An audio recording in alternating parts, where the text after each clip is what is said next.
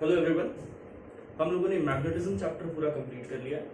Next हम लोग को स्टार्ट करना है इलेक्ट्रोमैग्नेटिक इंडक्शन। इसको छोटे छोटे हिस्सों में ब्रेक करके देखें तो हमारे पास ये काफ़ी इंटरेस्टिंग टॉपिक है।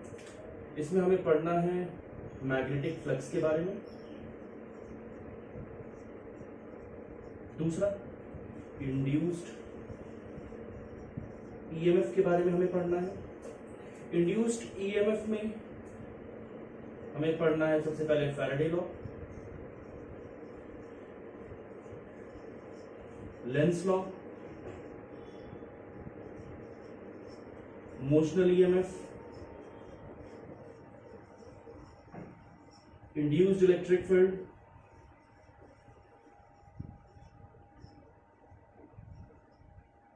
इंडक्टेंस, इन सारे टॉपिक्स के बारे में डिस्कस करना है। ठीक है, magnetic flux, induced EMF, Faraday law, Lenz law, motional EMF, induced electric field और इंडक्टेंस। तो आज हम लोग सबसे पहला टॉपिक स्टार्ट करते हैं मैग्नेटिक फ्लक्स। जिस तरह हम लोग को पता है what is basically electric flux, वैसे ही मैग्नेटिक फ्लक्स भी डिफाइंड है।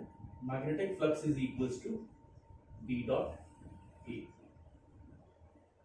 और अगर मैग्नेटिक फील्ड वेरिएबल हो तब लिखा जा सकता है integral of B dot D. When magnetic field is constant, B dot A. When magnetic field is variable, B dot DA का integral. Number of field lines passing या फिर number of electric field lines intercepting the area perpendicular to it, it generally represents magnetic flux. Number of magnetic field lines intercepting the area perpendicularly is generally represented by magnetic flux. ये uniform के लिए और ये non uniform के लिए। अगर अपन देखें तो इसको लिखा जा सकता है B A into cos theta. Unit की बात की जाए तो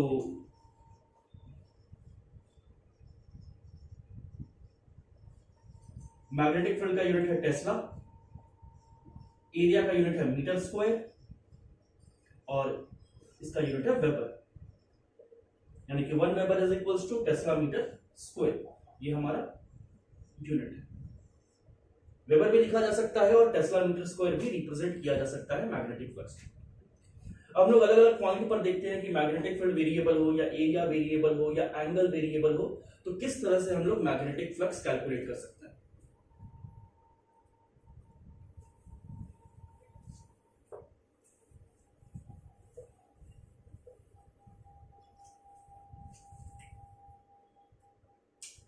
लेट्स से सबसे पहला छोटा एग्जांपल से कंट्रीब्यूट करते हैं। मान लीजिए बच्चा कि मेरे पास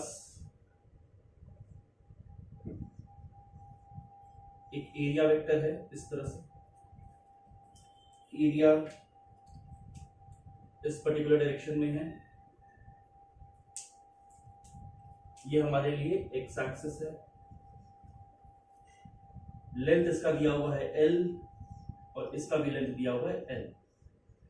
and magnetic field is represented as 0.6 I cap plus 0.8 J cap tesla, यानी कि समहाउ ये डायरेक्शन है आपका मैग्नेटिक फील्ड का, कुछ ऐसा magnetic field lines. Side view से देख रहे हैं हम लोग, इस तरह से मुझे कॉपी है और इस तरह से मैग्नेटिक फील्ड लाइंस इस पर्टिकुलर एरिया को इंटरसेप्ट कर रहा है। तो अगर मैं फ्लक्स कैलकुलेट करना चाहता हूं तो flux due to magnetic field लिखा जा सकता है B vector dot A vector. B vector आपका हो गया 0.6 I cap plus 0.8 J cap dot L square I cap. L square is the area dot I cap, यानी कि आपका आंसर हो जाएगा 0.6 L square. Number of field lines intercepting the area perpendicular to it. तो ध्यान से देखो, हम लोगों ने क्या किया, मैग्नेटिक फील्ड को बेसिकली ब्रेक किया है एक्स और वाई में। तो वाई कंपोनेंट के चलते मेरा कोई मैग्नेटिक फ्लक्स नहीं है, बल्कि एक्स कंपोनेंट के चलते जो मेरा मैग्नेटिक फ्लक्स आ रहा है वो है 0.6 इंटू एल स्क्वायर। इसको लिख सकते हैं वेबर। ये पहला एग्जांपल है, इसको नोट कर लीजिए। सिंपल, मैग्नेटिक फील्ड भी यूनिफॉर्म, एरिया वेक्टर भी यूनिफॉर्म। मुझे कैसे मैग्नेटिक फ्लक्स लिखना है आपके सामने। Next,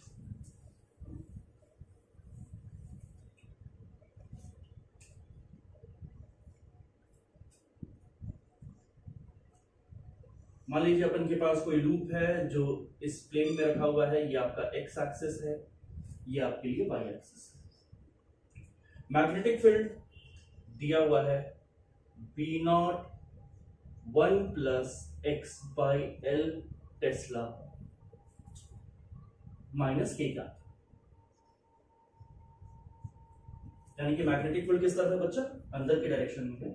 this is the direction of magnetic field, और मैग्नेटिक फील्ड जो है अपन का वेरिएबल है। ठीक, पॉइंट ले लेते हैं। लेट्स से ये डिस्टेंस है बच्चा आपका ए, ये डिस्टेंस है आपका, कोई स्क्वायर लूप है,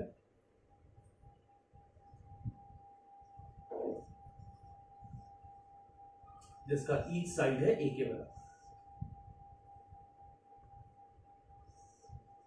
क्या करना पड़ेगा, मैग्नेटिक फील्ड वेरिएबल है तो directly B dot A calculate करने से काम नहीं चलेगा। We have to solve this integral of B dot D, यानी कि हमें एक एलिमेंट कंसीडर करना पड़ेगा। और एलिमेंट कैसे कंसीडर करते हैं, वेरिएबल को कांस्टेंट बनाने के लिए।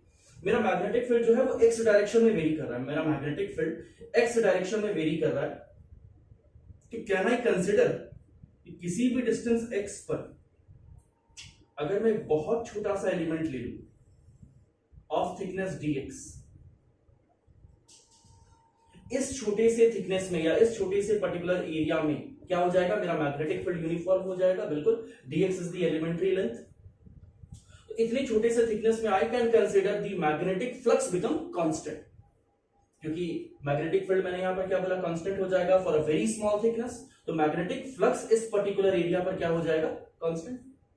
वैसे ही दूसरा एलिमेंट लूंगा, उस पर magnetic flux at that particular position constant हो जाएगा। और मैं ऐसे छोटे छोटे एरिया को क्या करते जा रहा हूं, या फिर वहां के पर्टिकुलर फ्लक्स को ऐड करते जा रहा हूं। Flux is a scalar quantity. क्यों, B dot A dot product of two vector quantity becomes a scalar quantity. चलो कैलकुलेट करते हैं बच्चा। तो यहां पर मैं मैग्नेटिक फील्ड कितने के बराबर लिख सकता हूं, at a distance of X, ये है आपका B naught 1 plus X by L minus K. अगर अपन डीए वेक्टर को लिखना चाहें तो याद रखो, डीए वेक्टर का डायरेक्शन कौन डिफाइन करेगा, मैग्नेटिक फील्ड डिफाइन करने वाला है। यानी कि एरिया वेक्टर इस पर्टिकुलर लूप के लिए क्या होगा, अंदर के डायरेक्शन में।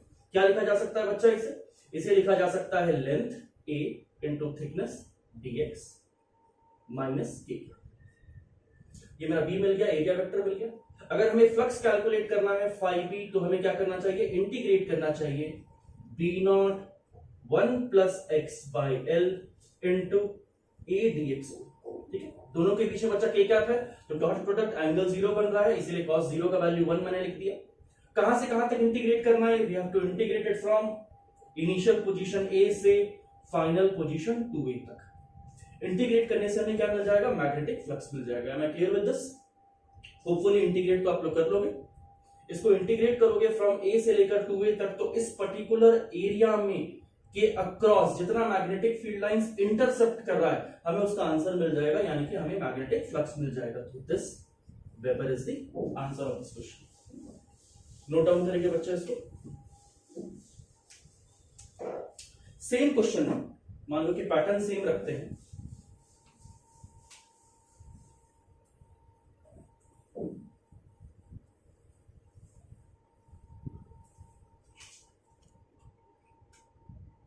और मैंने क्या किया, इसमें मैग्नेटिक फील्ड को वेरी करा देता हूं y के साथ।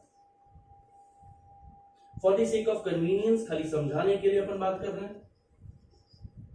मान लीजिए मैग्नेटिक फील्ड का वैल्यू है b is equals to B naught 1 plus y by A minus K. फिर से ये लेंथ है बच्चा a, ये लेंथ है 2a, each side is equals to a। अब अगर मुझे मैग्नेटिक फ्लक्स कैलकुलेट करना है, तो मेरा मैग्नेटिक फ्लक्स कैलकुलेशन कैसे होगा, मुझे बी वेक्टर तो पता है, B vector is equals to B naught 1 plus Y by A minus K. क्या पर एलिमेंट कैसे लिया जाएगा, जैसा पहले एलिमेंट लिया था वही कंसिडर करेंगे या डिफरेंट होगा। अगर मान लीजिए इस पर्टिकुलर एरिया में magnetic flux magnetic field very कर रहा है, किसके साथ, वाई के साथ। अगर मैं इस तरह का एलिमेंट कंसीडर करता हूं, हालांकि हम लोगों ने इस तरह का बात पहले भी कर चुके हैं, अगर मैं इस तरह का एलिमेंट कंसीडर करता हूं, इज इट करेक्ट? नहीं। क्यों नहीं सही है? आपने जो एलिमेंट लिया उसका पर्पस क्या होता है? वेरिएबल को कांस्टेंट बनाना, क्योंकि हमारा जो फॉर्मूला डिफाइंड है वो यूनिफॉर्म मैग्नेटिक फील्ड और कांस्टेंट एरिया के लिए डिफाइंड था। अब हम लोग क्या कर रहे हैं, उसको मॉडिफाई कर रहे हैं for a variable magnetic field के लिए। अगर मैं इस तरह का एलिमेंट कंसीडर करता हूं, एलिमेंट क्यों ले रहे थे? क्योंकि मेरा मैग्नेटिक फील्ड पूरे एरिया में वेरी कर रहा था। तो आपने जो ये एलिमेंट लिया उसके हर पॉइंट पर मैग्नेटिक फील्ड क्या कांस्टेंट बना पाया? नहीं, मैग्नेटिक फील्ड अभी भी क्या है, वेरिएबल है। क्यों? वाई के साथ चेंज कर रहा था। तो ये एलिमेंट कंसीडर करना हमारे लिए गलत है, क्योंकि एलिमेंट कंसीडर करते हैं वेरिएबल को कांस्टेंट बना के प्रॉपर्ली सॉल्व करने के लिए। आपने जो एलिमेंट लिया उसमें आपका वेरिएबल कंसिस्टेंट रह गया, अभी भी वेरिएबल है, तो ये एलिमेंट हम लोग कंसीडर नहीं करेंगे। सो एलिमेंट कैसा कंसीडर करना चाहिए हमें?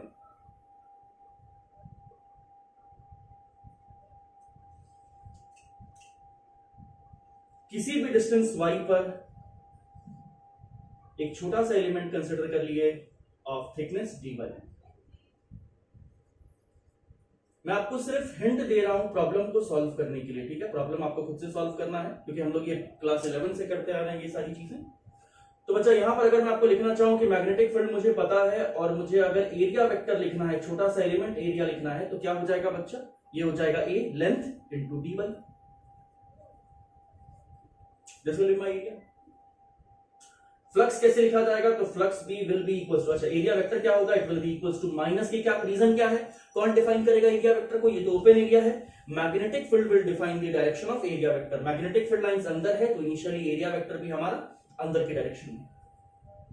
It will B integration of b dot dA, यानी कि हमारा इंटीग्रेशन हो जाएगा b not 1 plus y by a, साथ में a dy, इसका इंटीग्रेशन फ्रॉम,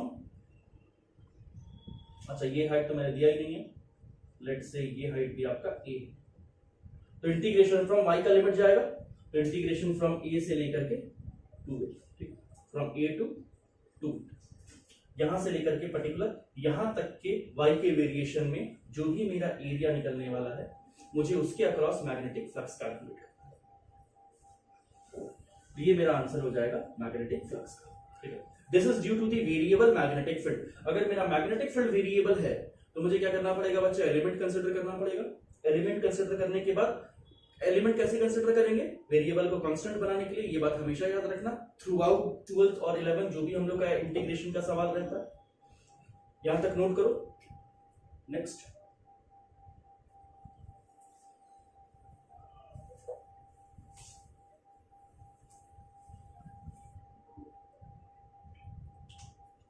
अब कुछ घर पे ट्राई करने के लिए, मान लीजिए बच्चा मेरे पास कोई एक करंट कैरिंग वायर है, ठीक है, करंट कैरिंग वायर है, और यहां पर मैंने क्या किया? एक स्क्वायर लूप बना दिया।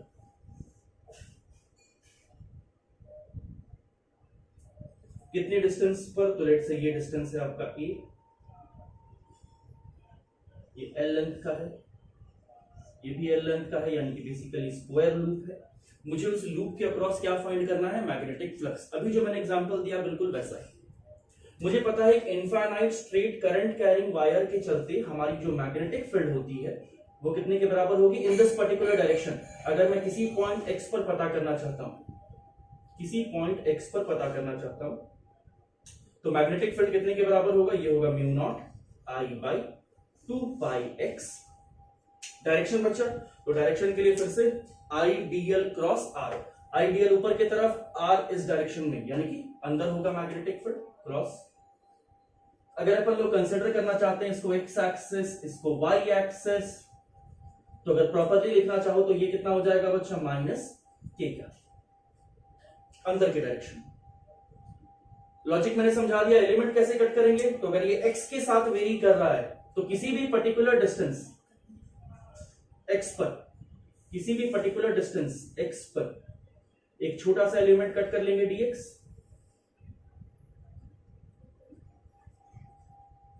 और इंटीग्रेट कर देंगे कहां से बच्चा? a से लेकर के a प्लस l तक। dA वेक्टर कैसे लिखा जाएगा? ये लिखा जाएगा आपका एरिया यानी कि L into D x, direction minus K क्या अंदर के डायरेक्शन में, इंटीग्रेट करके आपका आंसर आ जाएगा। सिमिलरली एक और क्वेश्चन ट्राई कर लेना इसमें। मान लो कि दो डायरेक्शन में करंट इधर भी है, इस पॉइंट पर भी, दोनों में करंट का डायरेक्शन सेम, एक में करंट फ्लो कर रहा है आई, दूसरे में भी करंट फ्लो कर रहा है आई, और बीच में एक स्क्वायर।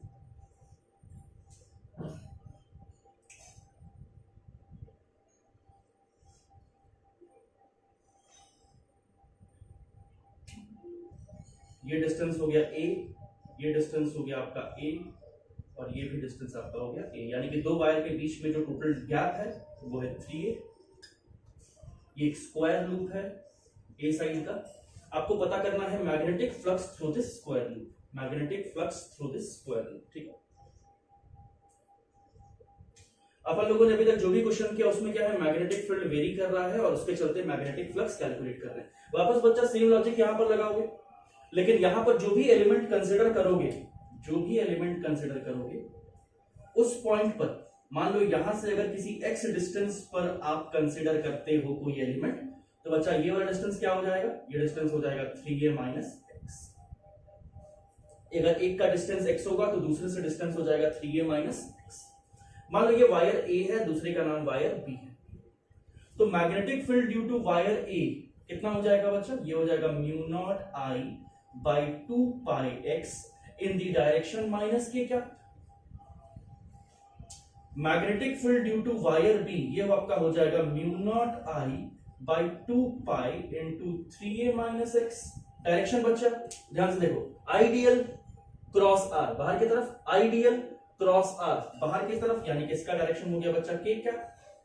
अगर नेट मैग्नेटिक फील्ड लिखना चाहते हैं उस पर्टिकुलर एरिया में तो क्या लिखेंगे, magnetic field due to wire A minus magnetic field due to wire B. अच्छा वेक्टर में लिख रहा हूं तो यहां पर साइन होगा प्लस का, लेकिन मैग्नीट्यूड वाइज देखेंगे तो दोनों क्या हो जाएगा, सबट्रैक्ट हो जाएगा, यानी कि mu naught I by 2 pi X minus mu naught I by 2 pi into 3a minus X. This is the B magnitude wise. ये वेक्टर समीशन है। किसी भी पॉइंट पर अगर superposition principle net magnetic field निकालना है तो सबके कारण मैग्नेटिक फील्ड का वेक्टर एडिशन, ठीक है। तो यहां पर मुझे नेट मैग्नेटिक फील्ड मिल गया। एरिया वेक्टर हमें लिखने आता है, कितना थिकनेस का लिए है बच्चा, dx थिकनेस का लिए है। इसको इंटीग्रेट कर देना है कहां से कहां तक, तो x का वैल्यू a से लेकर के 2a तक इंटीग्रेट करेंगे तो आपका आंसर आएगा। Hopefully am I clear with the concept, ठीक है। सारे एग्जांपल लेकर के बहुत सारा देखें, तो मुझे एलिमेंट लेकर के सॉल्व करना पड़ रहा है जब मैग्नेटिक फील्ड क्या है हमारी वेरिएबल है। एलिमेंट कैसे कंसिडर करते हैं इस पॉइंट पर खाली ध्यान देना। नेक्स्ट पैटर्न पर आते हैं।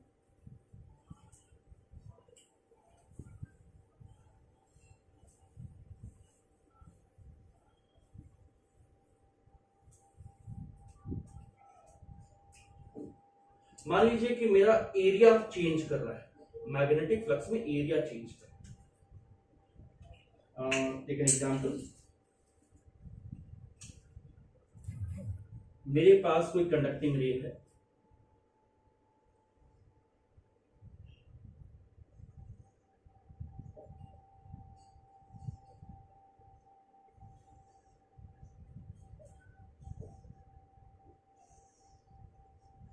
ये रॉड फिक्स्ड है, कंडक्टिंग रेल है। कंडक्टिंग रेल कहने का मतलब बच्चा जिसमें करंट इजीली फ्लो कर सकता है, ठीक है। यहां पर एक रॉड है मेरे पास and this rod is at a distance of x naught, this rod is at a distance of x naught. Magnetic field is inward, perpendicular inward to the plane.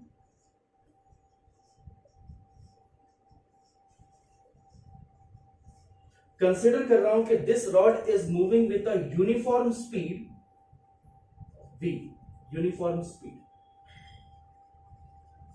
And this is the particular scenario at t is equals to 0, यानी कि समय t बराबर 0 पर मेरा जो एक rod है वो l लेंथ का है। यहां पर ये बच्चा l लेंथ है। Initially the separation is x not, यानी कि इस पर्टिकुलर क्लोज एरिया में कुछ मैग्नेटिक फील्ड इंटरसेप्टेड होगा, यानी कि मैग्नेटिक फ्लक्स होगा। लेकिन क्योंकि ये रॉड v वेलोसिटी से जो कि यूनिफॉर्म है आगे के डायरेक्शन में मूव कर रहा है तो एरिया इंक्रीज करता जा रहा है, यानी कि फ्लक्स इंक्रीज करता जा रहा होगा। मुझे फाइंड करना है flux at any time T. I have to find flux at any time T. तो what can we generally consider is T बराबर 0 पर ये रॉड यहां पर था। लेट्स से किसी भी टाइम टी पर एट एनी टाइम टी ये रॉड कुछ डिस्टेंस मूव कर गया होगा। क्योंकि यूनिफॉर्म वेलोसिटी है तो आई कैन कमेंट कि जो डिस्टेंस ट्रैवल किया होगा ये होगा v इंटू टी। ये रॉड जो है टी टाइम में कितना डिस्टेंस कवर किया होगा v इंटू टी। तो अब जो बच्चा मेरे पास जो एरिया दिख रहा है आपको वो ये रहा एरिया।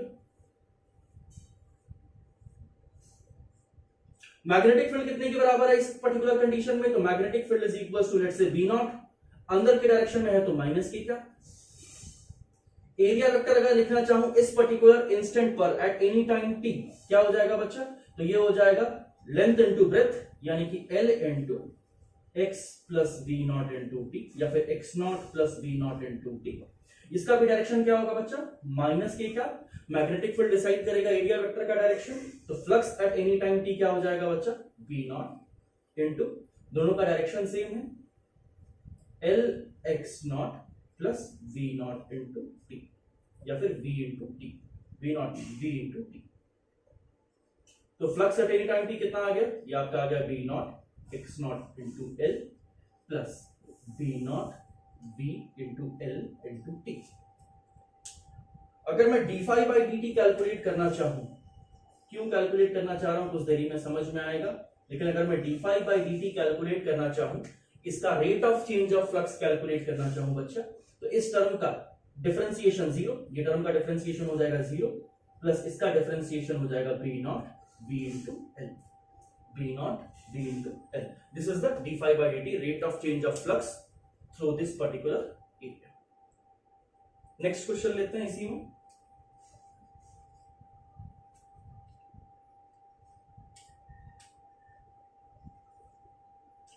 मान लीजिए ये कोई रीजन है जो कि दो हिस्सों में डिवाइडेड है। इस रीजन में मैग्नेटिक फील्ड है बच्चा, और इस रीजन में मैग्नेटिक फील्ड इज एब्सेंट।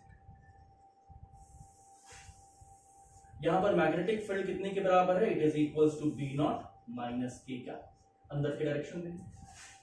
यहां पर एक हिंज पॉइंट है और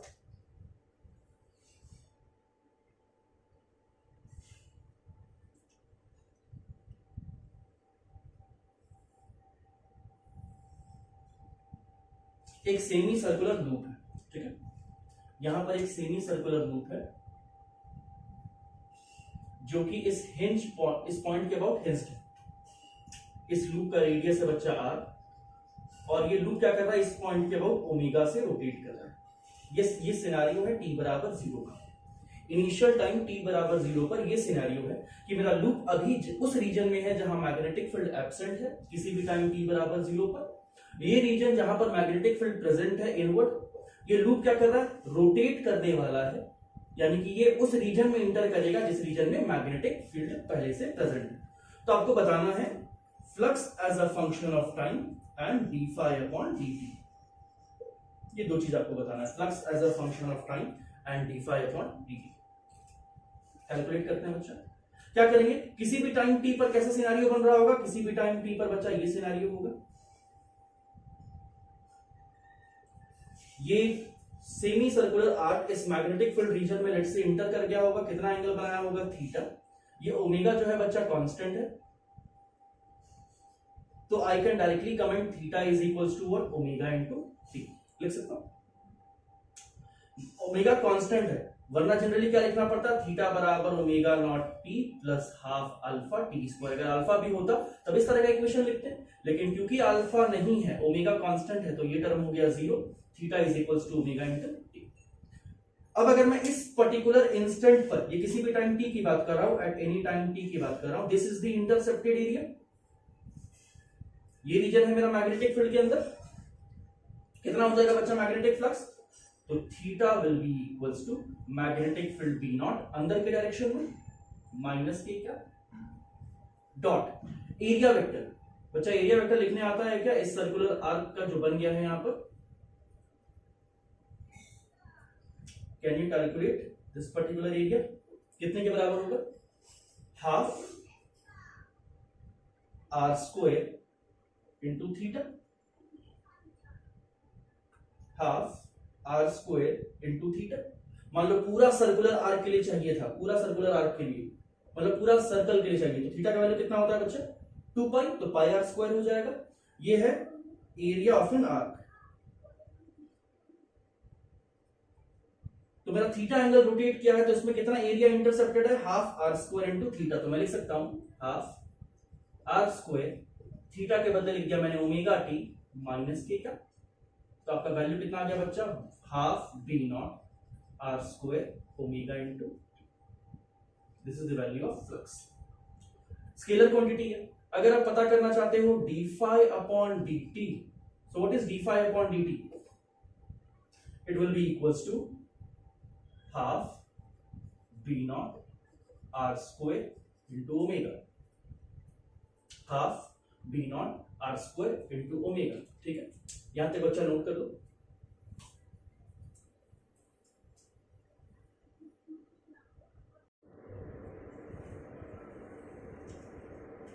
नेक्स्ट हम लोगों ने मैग्नेटिक फील्ड और एरिया के वेरिएशन दोनों पर बात की। एक बार मान लो कि चलो मन में अपने हिसाब से जल्दी से सॉल्व करते हैं। मान लो यही सेम क्वेश्चन मैं आपको दूं, इस पॉइंट पर हिंज्ड है, ठीक है, रेडियस आर है,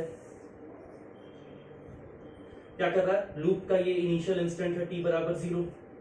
लूप रोटेट तो कर रहा है, लेकिन अभी इसमें ओमेगा नहीं बल्कि क्या दे दिया गया है? अल्फा दे दिया गया है। Angular acceleration it is constant और omega naught is equals to 0। Initially it was at rest, लेकिन t बराबर 0 पर क्या आ गया? इसमें अल्फा आ गया, और अल्फा क्या है? कांस्टेंट है। तो किसी भी टाइम t पर जल्दी से अपने दिमाग में कैलकुलेट करो तो बच्चा क्या आंसर होगा? पॉज करके किसी भी टाइम t पर क्या होने वाला है? ये सिचुएशन बनने वाला है। क्या होगा? ये एरिया इंटरसेप्टेड होगा थीटा। लेकिन अब थीटा को क्या लिखेंगे? ओमेगा इंटू टी नहीं, theta will be equals to omega naught T plus half alpha T square, यही ना होता है। ओमेगा नॉट इज 0, तो बेटा थीटा का वैल्यू क्या हो गया? Half alpha into T square. Area कितने के बराबर हो गया? ये हो गया half R square into theta, यानी कि एरिया आपका हो गया half R square into 1/2 alpha into T square. Clear? This is the area intercepted. Half R square into theta हो गया half alpha into T square. Further, what will be the magnetic flux? Magnetic flux will be equals to B dot A. What is the area intercepted at any time t? यानी कि flux as a function of time की बात कर रहा हूं। Magnetic field हो गया बच्चा आपका B नॉट, रिप्रेजेंट नहीं किया तो लिख देते हैं B is equals to B naught minus K cap. ये जो एरिया वेक्टर जाएगा बच्चा, ये भी किस डायरेक्शन में जाएगा? Minus K cap. Magnetic field decide करेगा एरिया वेक्टर का डायरेक्शन। एरिया कितने के बराबर आ गया? ये आपका आ गया half R square into half alpha into T square. यानी कि अगर आप D phi by D T find करना चाहते हो तो क्या हो जाएगा? 1/4 B naught R square alpha into T, sorry 2t, यानी कि 1/2 B naught R square alpha into, this is the D phi upon D. ये D phi by D T क्या है थोड़ा देरी में समझाऊंगा, but generally flux as a function of time मिल गया। Rate of change of flux पता करना चाहता हूं, rate of change of flux क्या हो गया? Half B naught R square alpha into T. ठीक है, नेक्स्ट एक्सक्यूज मी, मान लीजिए अब दूसरा सवाल लेता हूं। मेरे पास एक मैग्नेटिक फील्ड है यूनिफॉर्म, मैग्नेटिक फील्ड है अपन का यूनिफॉर्म,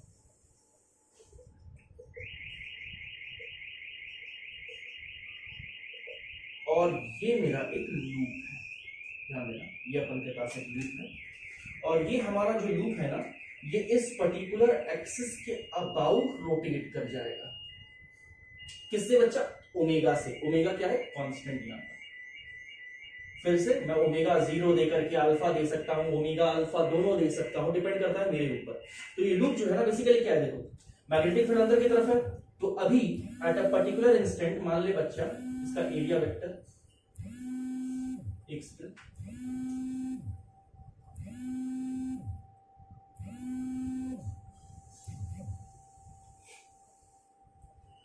किसी भी पर्टिकुलर इंस्टेंट पर अभी t बराबर 0 पर, this is the particular situation. Omega is constant T बराबर 0 पर।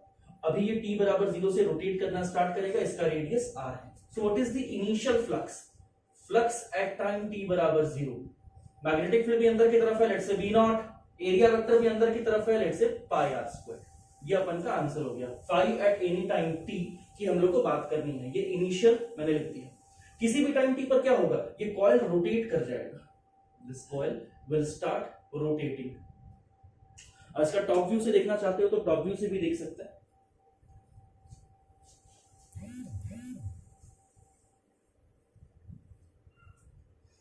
थोड़ा सा स्क्वायर का एग्जांपल लेकर के दिखा देता हूं। मान लीजिए ये है मैग्नेटिक फील्ड लाइन, ठीक है, ऊपर से जो देख रहे हैं उसके हिसाब से ये है मैग्नेटिक फील्ड,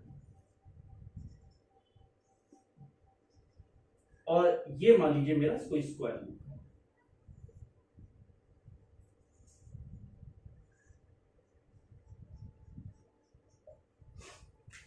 इसी को बस ऊपर से देखने की कोशिश कर रहे हैं, ठीक है।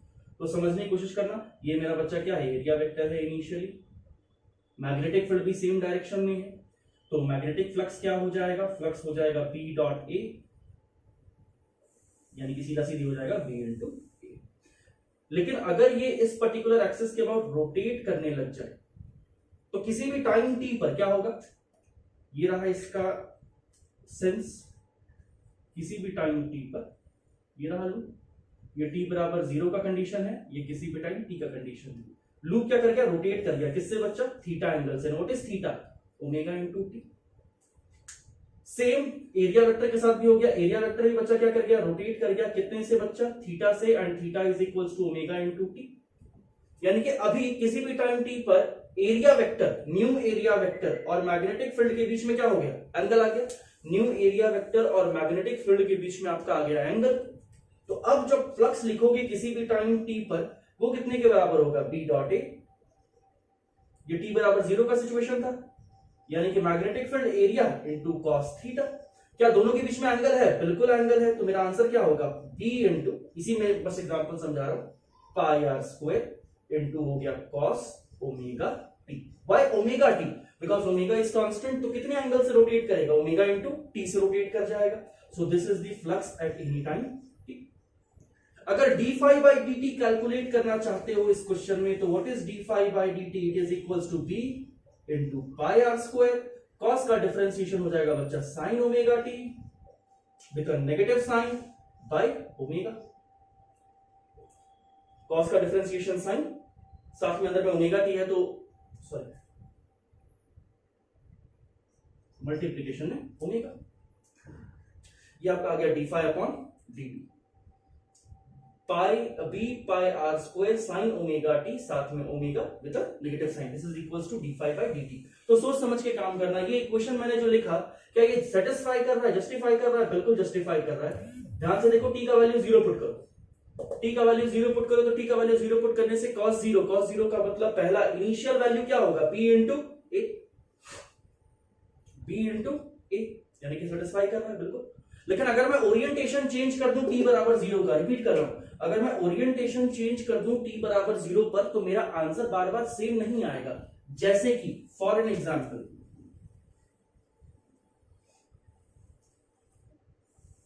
टॉप व्यू से ही देखते हैं, एकदम टॉप व्यू से। ये मान लीजिए डायरेक्शन ऑफ मैग्नेटिक फील्ड है,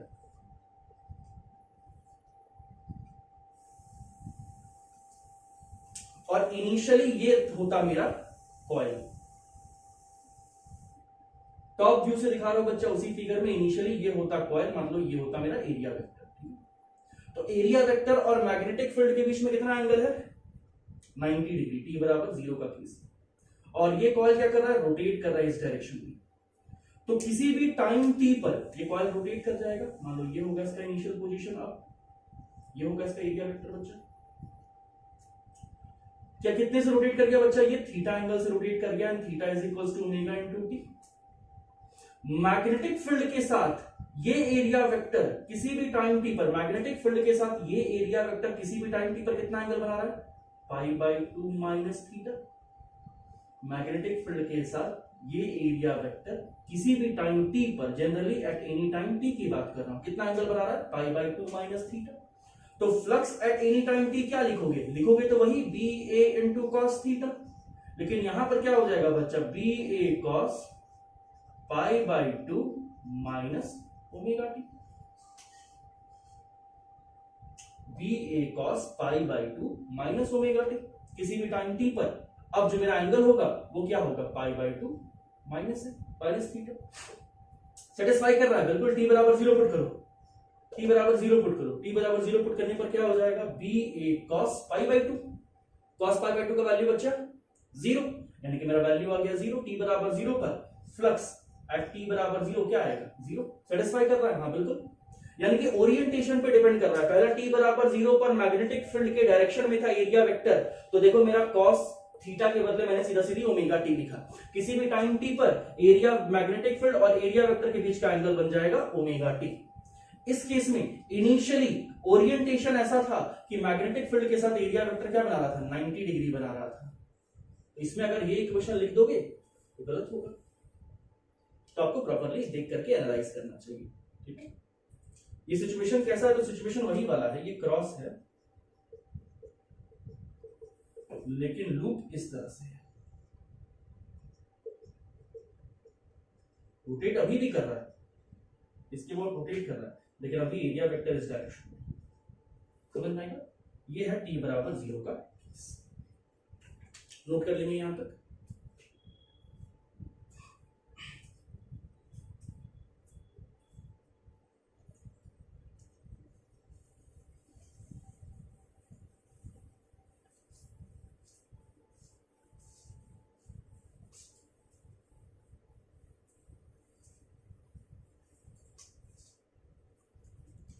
चलिए, तो हम लोगों ने फ्लक्स कैलकुलेट करना सीखा अलग अलग सिचुएशन में। अब हम लोग बात करेंगे फैराडेज लॉ की। उन्होंने क्या बोला, उन्होंने बोला कि whenever there is a change in flux,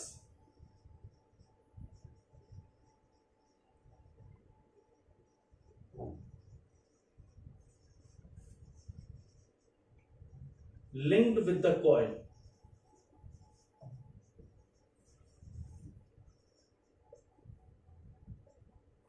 there will be a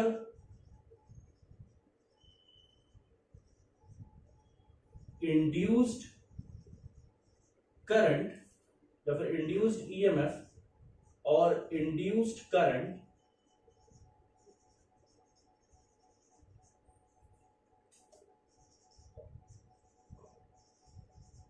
in the coil. Whenever there is a change in flux linked with the coil, there will be an induced EMF or induced current in that particular coil. दूसरा उन्होंने कहा the magnitude of EMF, the magnitude of EMF is directly proportional to rate of change of flux. The magnitude of EMF is directly proportional to rate of change of flux. ठीक, यानी कि magnitude of EMF कितने के बराबर है, d phi upon dt का modulus. This is the magnitude of EMF. उन्होंने ये एक्सपेरिमेंटली वेरीफाई किया और उन्होंने बताया कि फ्लक्स चेंज होगा तो बच्चा करंट इंड्यूस होगा सिस्टम में, और जिस रेट से फ्लक्स इंड्यूस होगा उसी रेट से करंट का स्ट्रेंथ भी चेंज करेगा। तो मैग्नीट्यूड ऑफ ईएमएफ और the current is directly proportional to D phi upon dt का मॉड्यूलस। फिर लेंस ने इसे रेक्टिफाई किया, मतलब इस प्रोपोर्शनैलिटी को थोड़ा सा और मॉडिफाई किया, और उन्होंने कहा कि the EMF induced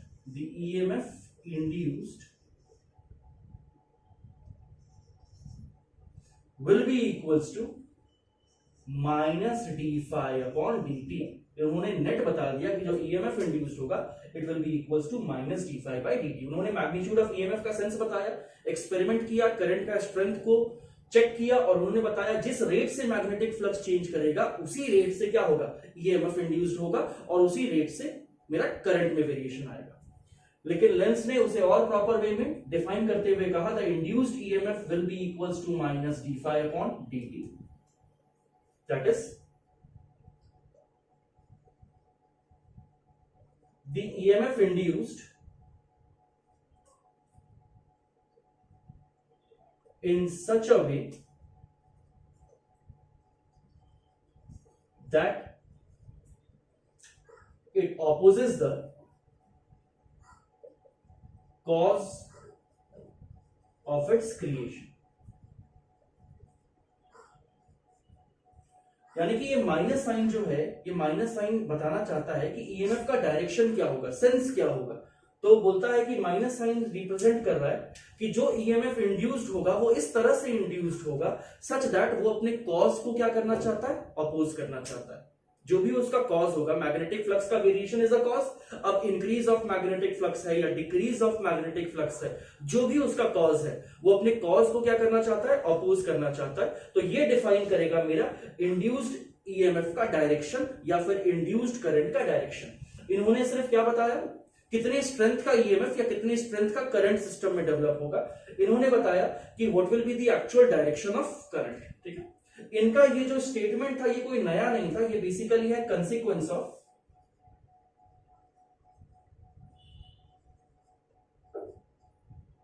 work energy theorem.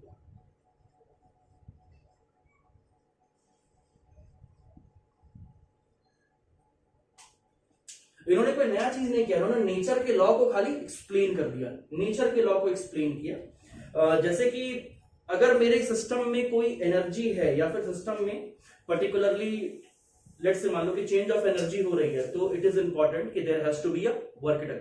बिना वर्क डन किए आप सिस्टम के काइनेटिक एनर्जी के चेंज में नहीं ला सकते। There has to be some work. बिना वर्क डन के, नेचर का सिंपल लॉ क्या है, कुछ करोगे तब एनर्जी में चेंज आएगी, चाहे किसी भी सेंस ऑफ एनर्जी है। बिना किए सिस्टम की एनर्जी में चेंज आ रही है, that is not at all possible. तो इसी को इन्होंने एक्सप्लेन किया और ये माइनस साइन वही रिप्रेजेंट करना चाहता है। लेट्स से मैं तुम्हें समझाता हूं कैसे।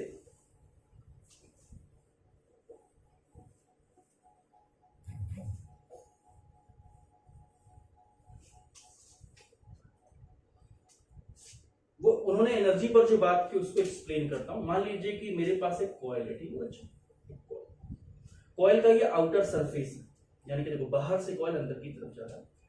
ये जो रेड कलर से दिखाऊंगा ये इसका आउटर सरफेस है, ठीक है।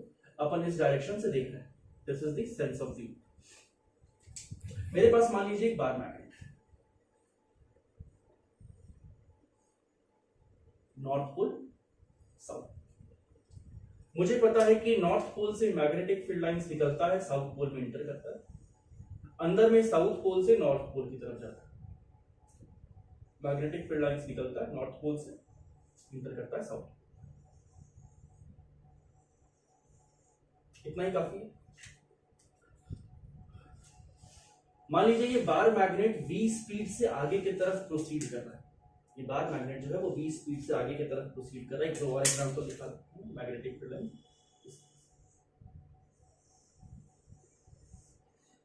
This is the direction of magnetic field lines.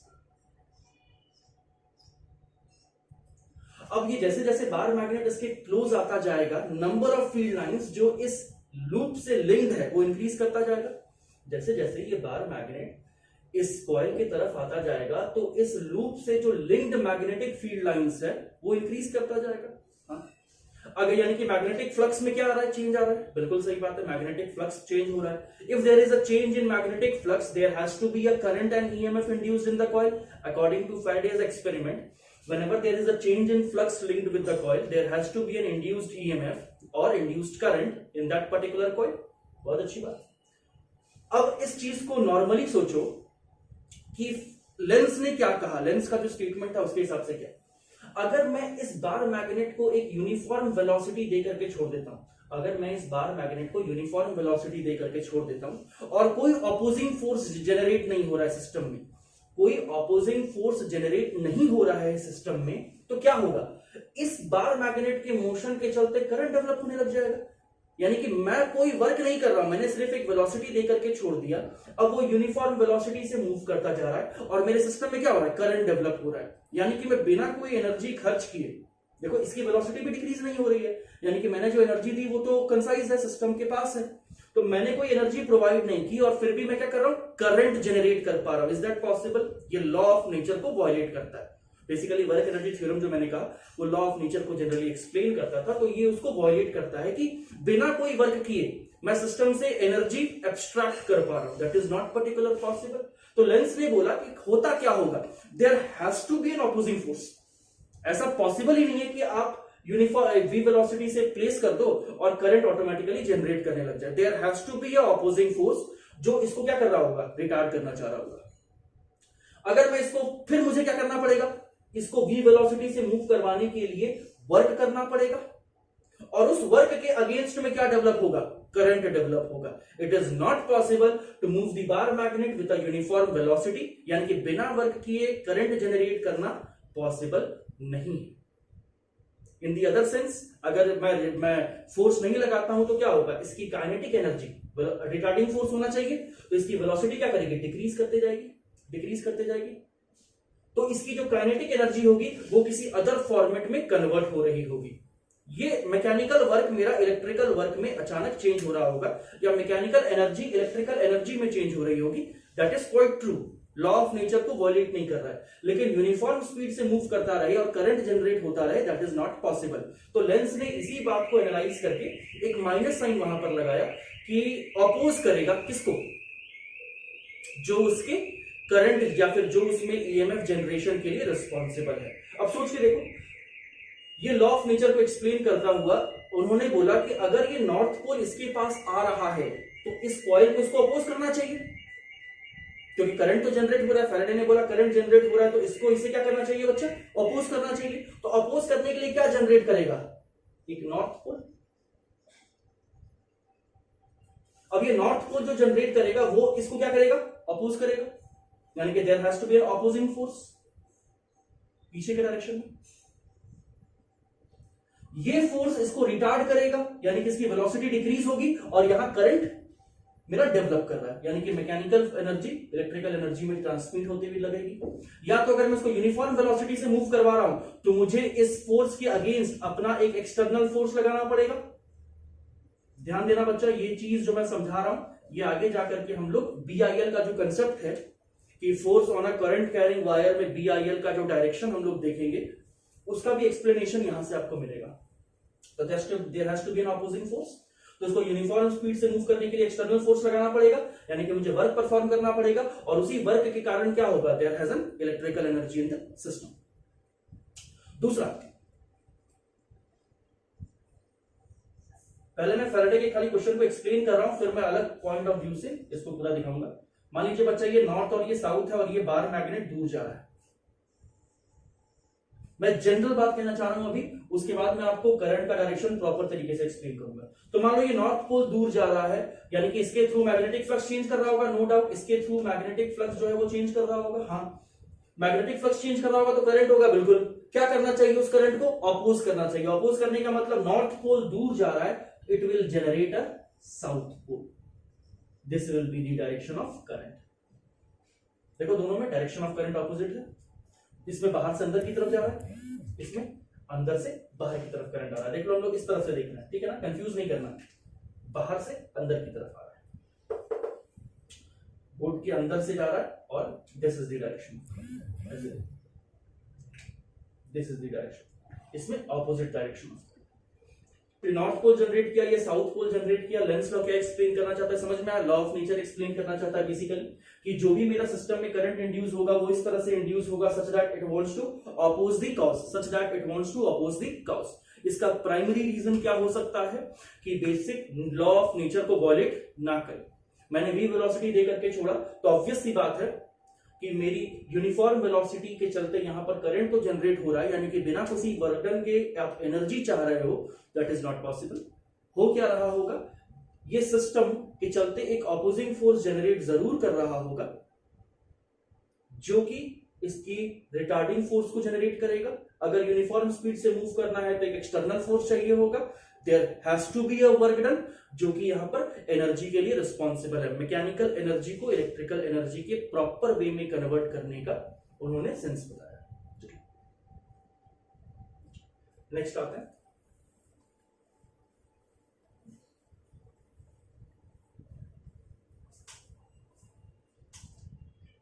अब डायरेक्शन ऑफ करंट पर थोड़ा सा पॉइंट ऑफ व्यू पर डिनोट करते हैं, ठीक है।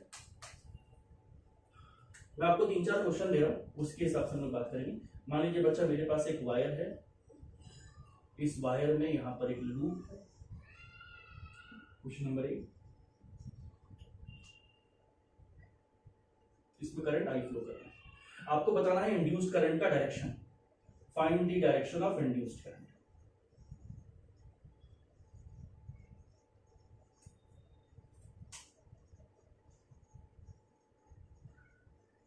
ठीक है, अलग अलग क्वेश्चन ले रहे हैं, ये ए है, दूसरा बी पार्ट है, सेम कॉइल है but the current is increasing,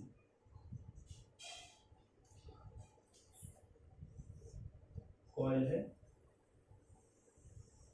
but the current is decreasing.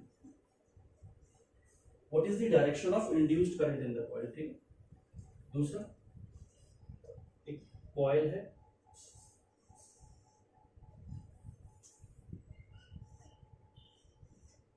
और एक लूप है, लूप इस डायरेक्शन में v वेलोसिटी से मूव कर रहा है, करंट I है कांस्टेंट, इसमें करंट है कांस्टेंट, इसमें भी करंट है कांस्टेंट। नेक्स्ट, एक v वेलोसिटी से करंट के डायरेक्शन में जा रहा है, you have to define the direction of current in these particular problems। ठीक है, नोट करो और एक बार सोचो खाली किस डायरेक्शन में करंट होगा। तो सबसे पहले क्या चेक करना है, फ्लक्स का चेंज, जो भी फ्लक्स का चेंज आपको दिखेगा उसको अपोज करना चाहेगा करंट। एक बार सोचो फिर मैं एक्सप्लेन करता हूं।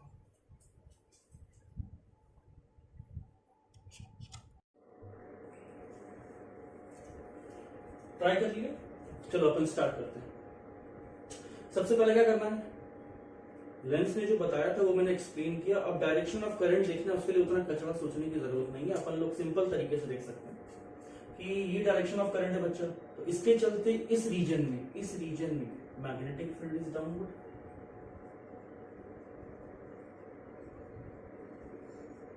मैग्नेटिक फील्ड अंदर की तरफ होगा, देखो आइडियल क्रॉस आर इनवर्ड। क्या इस लूप के अक्रॉस मैग्नेटिक फ्लक्स चेंज कर रहा है?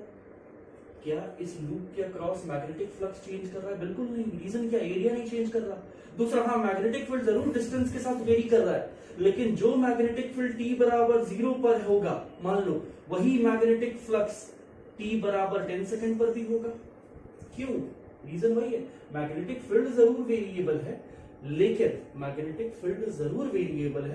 इसके अक्रॉस एक बार जो मैग्नेटिक फ्लक्स अभी है वही 10 सेकंड 15 सेकंड 2 घंटे के बाद भी होगा, यानी कि फ्लक्स में कोई चेंज नहीं आ रहा। रीजन क्या है, करंट नहीं चेंज कर रहा, इस लूप का सेपरेशन नहीं चेंज कर रहा। एक बार इंटीग्रेट करके जो आंसर आ गया फ्लक्स का वही कांस्टेंट रहने वाला है, यानी कि इसमें no change in flux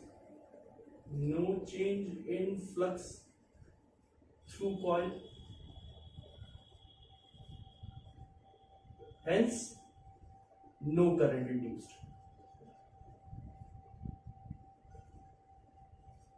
next B वाले पर आते हैं। मान लीजिए ये कोई लूप है, क्लोज लूप है, दिस इज बच्चा करंट का डायरेक्शन। करंट क्या कर रहा है, इंक्रीज कर रहा है। तो सबसे पहला करंट के चलते what is the direction of magnetic field? Obviously बात है, अंदर की तरफ है, अंदर की तरफ direction of magnetic field, this is the direction of magnetic field inward. अब क्योंकि करंट इंक्रीज कर रहा है तो अंदर की डायरेक्शन में फ्लक्स भी जरूर इंक्रीज कर रहा होगा, तो flux is increasing in downward direction.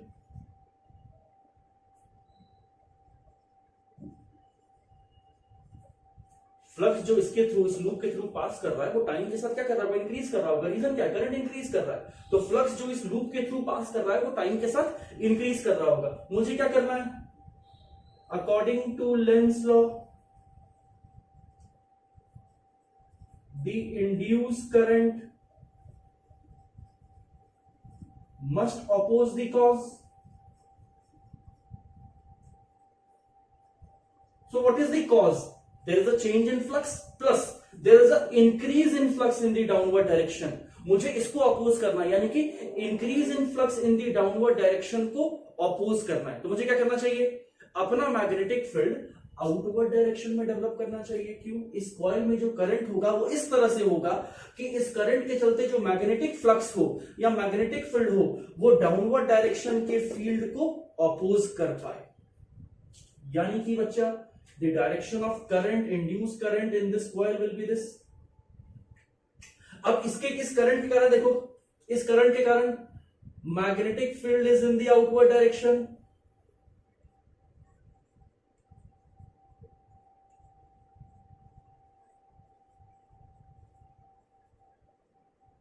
If the magnetic field is in the outward direction, यानी कि उसने क्या किया, इस करंट ने क्या किया, अपने डेवलप होने के साथ उस कॉज को अपोज किया जो कि उसके करंट, जो कि उसके डेवलपमेंट के लिए रिस्पॉन्सिबल था। ठीक है, तो करंट किधर इंड्यूस हो गया बच्चा, इन दी एंटी क्लॉकवाइज डायरेक्शन। वैसे आते हैं इसमें, करंट क्या कर रहा है बच्चा, डिक्रीज कर रहा है। फिर से मन में, करंट डिक्रीज कर रहा है, सबसे पहले क्या, मैग्नेटिक फील्ड अंदर की तरफ है, बहुत अच्छी बात है। उसके बाद क्या हो रहा है, decrease in magnetic flux, decrease in, पहले बात मैग्नेटिक फ्लक्स लिंक्ड है, बिल्कुल मैग्नेटिक फील्ड अंदर है, करंट डिक्रीज कर रहा है तो मैग्नेटिक फील्ड अंदर जाने वाला डिक्रीज कर रहा होगा, यानी कि there is a decrease in magnetic flux. किसके कारण, व्हाई, रीजन क्या है, magnetic field decreasing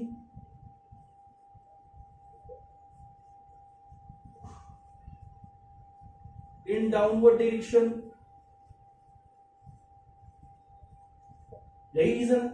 there is a decrease in magnetic flux, current होगा। क्यों डिक्रीज होगा, क्योंकि magnetic field is decreasing in the downward direction. यहां पर देख ले, फ्लक्स इज इंक्रीजिंग, क्यों, because magnetic field is increasing in the downward direction. Area तो चेंज नहीं कर रहा, लेकिन फील्ड चेंज कर रहा है, तो इंक्रीज कर रहा है। तो क्या करना चाहिए बच्चा, मुझे क्या करना चाहिए, डाउनवर्ड डायरेक्शन के मैग्नेटिक फील्ड को बढ़ाना पड़ेगा, तभी तो डिक्रीज करना कम होगा। डिक्रीज रीजन था डेवलपमेंट का, डिक्रीज क्यों, मैग्नेटिक फील्ड डाउनवर्ड डायरेक्शन में घटने लग गया। करंट क्या चाहेगा, इस डायरेक्शन में डेवलप करेगा कि डाउनवर्ड डायरेक्शन का फील्ड डिक्रीज कम करे या फिर इंक्रीज करना स्टार्ट करे, इसको अपोज करना चाहेगा। This is the direction of current. इस करंट के चलते देखो, magnetic field is develop in the downward direction,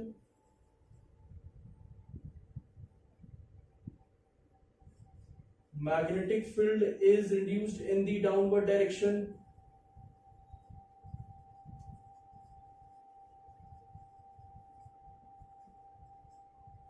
कोई चेंज इन फ्लक्स नहीं, कोई करंट नहीं। अगर फ्लक्स इंक्रीज कर रहा है तो उसका रीजन क्या है, मैग्नेटिक फील्ड इंक्रीज कर रहा है डाउनवर्ड डायरेक्शन में। करंट क्या किया, मैग्नेटिक फील्ड अपना बाहर के डायरेक्शन में आउटवर्ड निकाल दिया, ताकि क्या करे, अंदर जाने वाले फील्ड को रोक पाए, इंक्रीज को रोक पाए।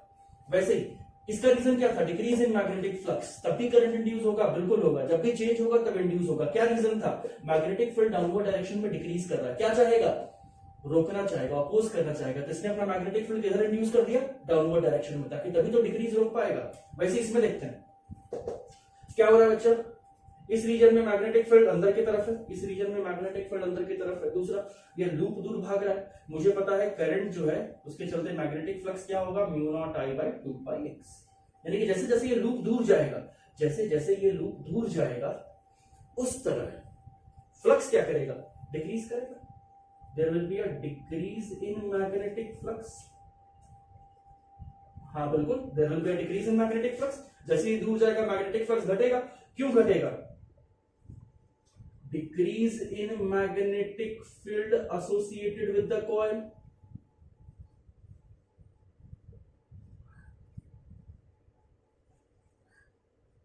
Decrease in the magnetic field associated with the coil. अब क्या करना चाहिए, लूप को, मैग्नेटिक फील्ड को इंक्रीज करना पड़ेगा। तो किधर था मैग्नेटिक फील्ड, अंदर था, क्या कर रहा था, डिक्रीज कर रहा था। क्या करना है, उसको इंक्रीज करवाना है। कैसे इंक्रीज कराएंगे, इस डायरेक्शन में करंट को इंड्यूस करके, करंट ऐसे इंड्यूस कर गया है सच दैट उसके चलते मैग्नेटिक फील्ड अंदर चला जाए।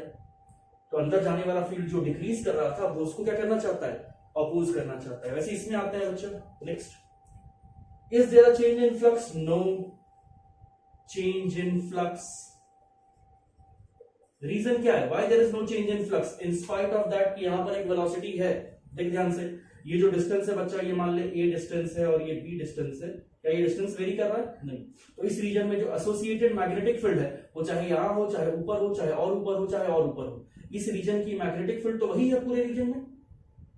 यानी कि इस लूप के थ्रू जो मैग्नेटिक फील्ड लाइंस पास कर रहा है वो चेंज करेगा। अगर ये 10 मीटर ऊपर भी चल जाता है तब भी वो मैग्नेटिक फील्ड लाइंस वैसा ही रहने वाला है at a particular distance of X. Area loop का चेंज नहीं कर रहा है, यानी कि there is no change in flux, no induced current. No change in flux और नो इंड्यूस्ड करंट। ठीक है बच्चा, जल्दी से उसको नोट डाउन कर लो।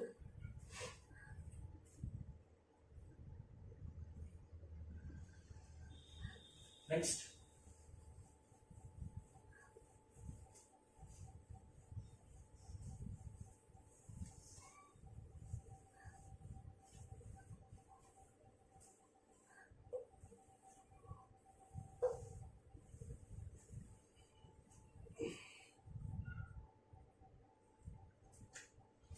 मान लीजिए भाई साहब कि यहां पर कोई मैग्नेटिक फील्ड है, ठीक है।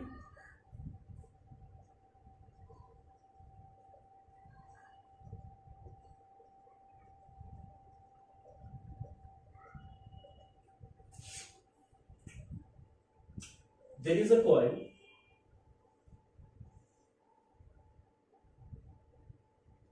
rectangular coil of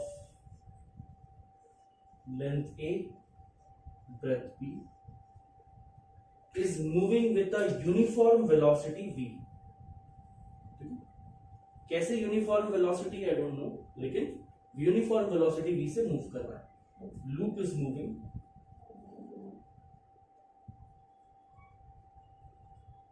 with uniform velocity या फिर यूनिफॉर्म स्पीड। ये सिनेरियो है t बराबर 0। क्या होगा बच्चा, ये लूप इंटर करेगा इस मैग्नेटिक फील्ड को। अलग अलग सिनेरियो पर देखो। Let's say this loop has a resistance, this loop has a resistance of R। इस लूप के पास अपना रेजिस्टेंस है R। या फिर पहले खाली करंट को देख लेते हैं। तो पहले क्या करेगा, ये लूप इंटर करेगा इस मैग्नेटिक फील्ड रीजन को, फिर दूसरी बात कुछ टाइम के बाद ये आगे बढ़ जाएगा और फिर ये बाहर निकल पड़ा। ये रीजन है, बिना मैग्नेटिक फील्ड वाले रीजन से आया, इंटर किया मैग्नेटिक फील्ड रीजन को, अंदर मूव किया और फिर बाहर निकल गया। Moving with a uniform speed v, moving with a uniform speed v। Find the direction of magnetic flux, find the direction of current induced in the coil, magnetic flux, direction of current induced in the coil। Start करते हैं यहां से, situation ए से, situation ए, B और सी।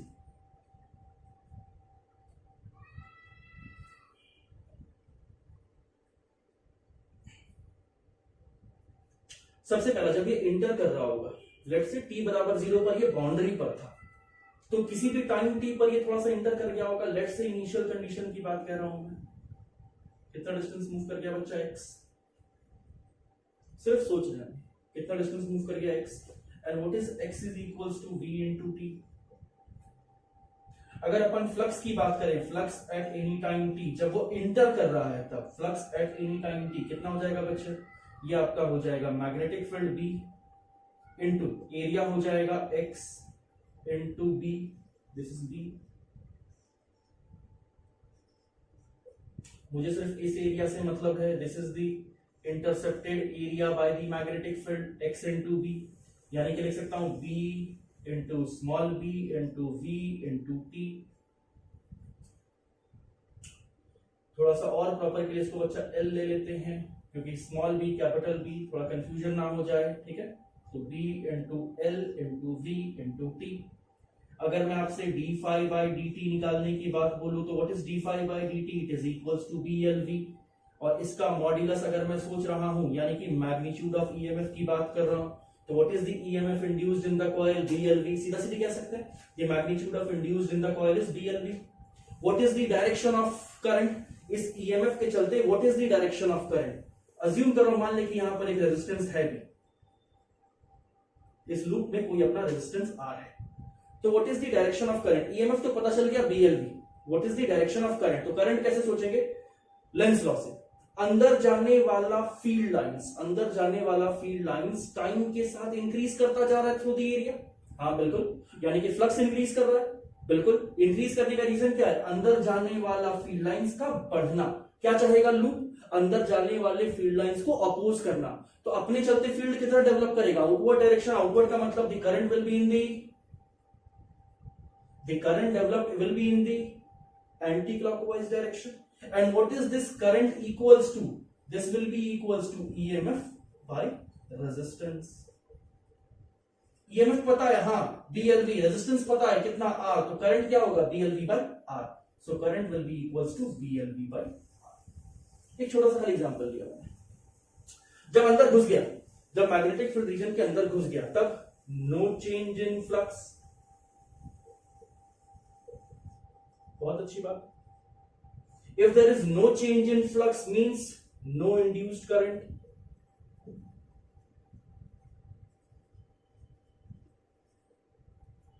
यानी कि इस resistance में कोई करंट पास नहीं कर रहा है, I is equals to 0। हालांकि इस पर हमें आगे जाके और थोड़ा सा डिस्कशन करना है, जब मोशनल EMF पढ़ेंगे तो थोड़ा सा डिफरेंस समझाऊंगा। इस रेजिस्टेंस में करंट है 0 या फिर इस लूप में करंट है 0, यहां तक मैं कमेंट कर सकता हूं।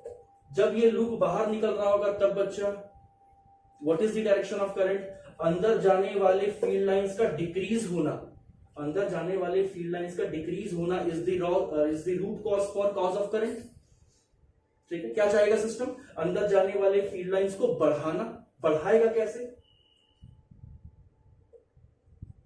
This will be the direction of current, induced current, magnetic field lines अंदर के डायरेक्शन में इंक्रीज करने लग जाएगा, this is I induced, clear है ये चीज। बाहर से लूप अंदर जा रहा था, there will be a current in the anticlockwise direction, जब ये बाहर आ रहा है current will be in the clockwise direction, जब ये मैग्नेटिक फील्ड के अंदर घूम रहा है there is no current induced in this loop, और current through the resistance is equals to 0। How to find the EMF, EMF कैसे निकालेंगे, it is practically d phi upon dt। ये लेंथ फैराडे लॉ से हम लोग start करेंगे chapter को, and भी वहीं तक करेंगे, सब कुछ इसमें इंक्लूडेड है, बस इसके अलग अलग सब पार्ट्स को हम लोग चेक करते जाएंगे। So what is EMF, it is equals to d phi upon dt, what is d phi upon dt, BLV, मुझे मिल गया, डायरेक्शन ऑफ करंट मिल गया, यहां पर direction of current clockwise direction में, क्लियर। यहां पर भी rate of change of flux निकालोगे, इजीली निकल के आ जाएगा EMF, और करंट भी निकल के आएगा, यहां तक नोट डाउन करो।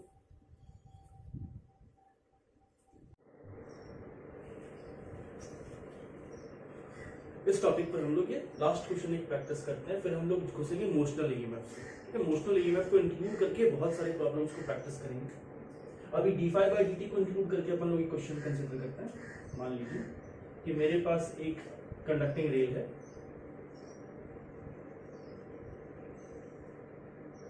ये रेल ट्रैक्स है, और इस ट्रैक्स पर क्या कर रहा है, एक रॉड जो है वो मूव कर रहा है, कंसीडर कर रहा हूं ये एक रॉड है लेंथ L का,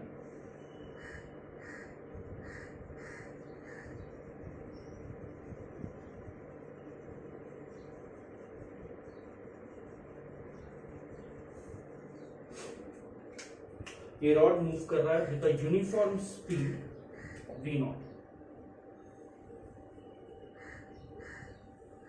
एनालाइज करते हैं, जो मैंने आपको लेंस लॉ में एक्सप्लेन किया था उसी पर बेसिकली बात करेंगे। इनिशियल सेपरेशन है x0 किसी भी टाइम t बराबर 0 पर, ठीक है। मैंने एक रॉड लिया है, रॉड को वेलोसिटी v0 दिया है, यूनिफॉर्म स्पीड से मूव कर रहा है in the track, initial separation है x0 एट टाइम t बराबर 0, ठीक है। हम लोगों को क्या पता करना है, सबसे पहले इंड्यूस्ड EMF पता करना है, इंड्यूस्ड EMF, फिर पता करना है करंट इंड्यूस्ड, पहले ये दो चीजें पता कर लेते हैं। EMF इंड्यूस्ड कैसे निकालेंगे, तो EMF का magnitude will be equals to modulus of d phi upon dt, और इसका डायरेक्शन कौन देगा, लेंस प्रोवाइड करेगा, ठीक है। करते हैं, किसी भी टाइम t पर क्या अज्यूम कर सकता हूं, किसी भी टाइम t पर मेरा रॉड यहां पर पहुंच गया, कर चुके हम लोग ये काम पहले भी बच्चा, कितना डिस्टेंस मूव कर जाएगा, v0 into t distance move कर जाएगा, at any time t. So what is the flux at any time t? ये हो जाएगा आपका B into area, magnetic field inward है,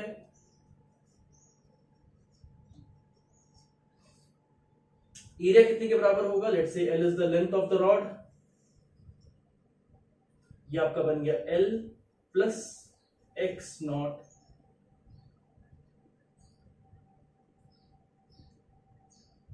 L into X naught plus V naught into T, ठीक है, ये मेरा फ्लक्स हो गया। सो ईएमएफ क्या होगा बच्चा? D phi upon D T होगा। सो ईएमएफ का मैग्नीट्यूड जो आपका निकलने वाला है वो निकलेगा V into L into X naught का डिफरेंशिएशन 0, ये आपका बन जाएगा B into L into V naught, ये आपका ईएमएफ आया। What will be the current? Current जो आपका फ्लो कर रहा होगा वो फ्लो कर रहा होगा B L V not by R। What is the direction of current? तो कैसे पता करेंगे? चेंज ऑफ फ्लक्स के आधार पर। फ्लक्स किधर क्या कर रहा है बच्चा? फ्लक्स इंक्रीज कर रहा है, डाउनवर्ड डायरेक्शन में मेरा फ्लक्स इंक्रीज कर रहा है। तो डाउनवर्ड डायरेक्शन में फ्लक्स इंक्रीज करने का मतलब क्या हुआ? There will be a current induced in the system such that increase in flux को डिक्रीज करना चाहेगा। This will be the direction of current. Current के चलते देखो बच्चा, current clockwise anticlockwise direction में है, तो इस करंट के चलते जो मैग्नेटिक फील्ड होगा वो होगा परपेंडिकुलर आउटवर्ड डायरेक्शन में। तो मैंने इस करंट ने क्या किया? अपने कॉज को अपोज करना चाहा। कॉज क्या था? अंदर जाने वाला फील्ड का बढ़ना, इसके कारण जो मैग्नेटिक फील्ड है वो आउटवर्ड डायरेक्शन में है, तो ये अंदर जाने वाले फील्ड के इंक्रीज को रोकना चाहता है, ठीक है। सो करंट का डायरेक्शन भी क्लियर है। अब थोड़ा सा और एनालाइज करते हैं इस पर।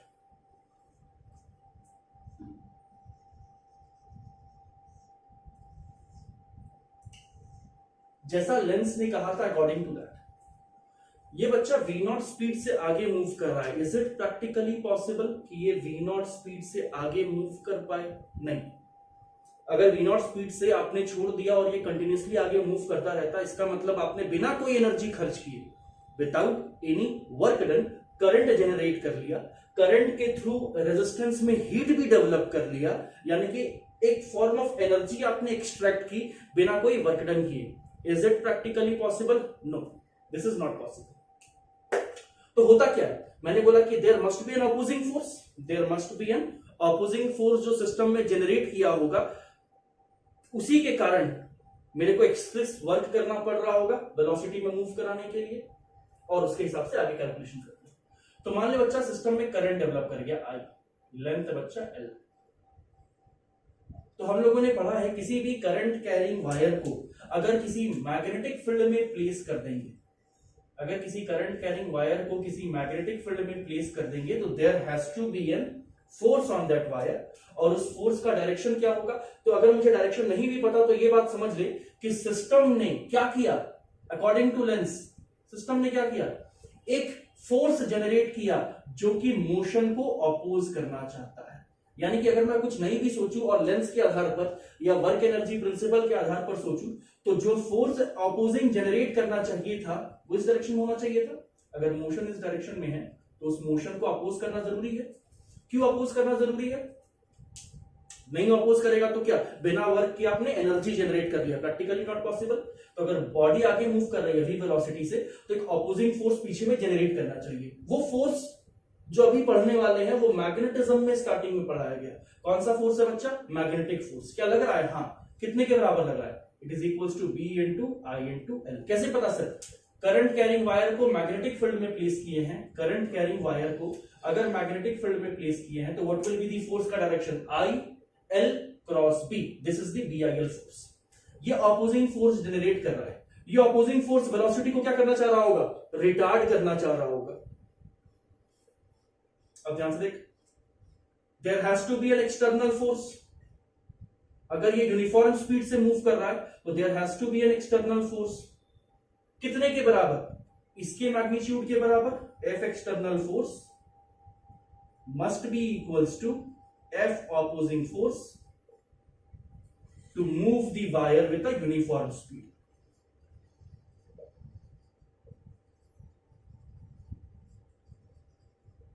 अब बात समझ में आ रही है? ये जो BIL जनरेट कर रही है कौन सा फोर्स है? ये वही ऑपोजिंग फोर्स है जिसकी चर्चा कर रहे थे।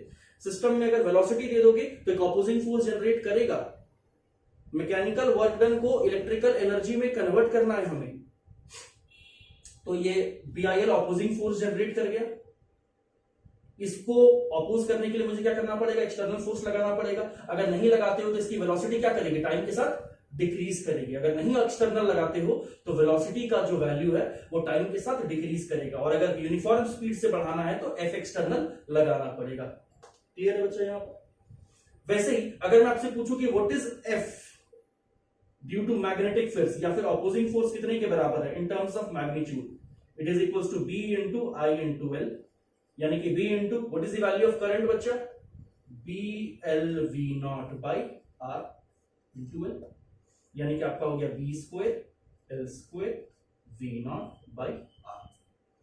तो यही बच्चा किसका वैल्यू होगा, F एक्सटर्नल का भी वैल्यू होगा इन टर्म्स ऑफ मैग्नीट्यूड। दोनों का मैग्नीट्यूड सेम होना चाहिए, डायरेक्शन ऑपोजिट होना चाहिए। अगर मैं आपसे पूछूं पावर डिलीवर्ड बाय, जो थ्योरी एक्सप्लेन कर रहा हूं पूरा एज इट इज याद रखना और उस लॉजिक वे में सोचने की कोशिश करना। तो power delivered by external force कितना होगा, तो पावर क्या होता है बता, F dot V, force external dot V। Force external भी आगे की डायरेक्शन में, वेलोसिटी भी आगे की डायरेक्शन में, तो बच्चा पावर कितना डिलीवर करेगा, पावर क्या हो गया, वर्क डन पर यूनिट टाइम, तो पावर हो गया बच्चा B square L square V0 का square upon, this is the power delivered by external force. Note कर पहले बच्चे यहां पर।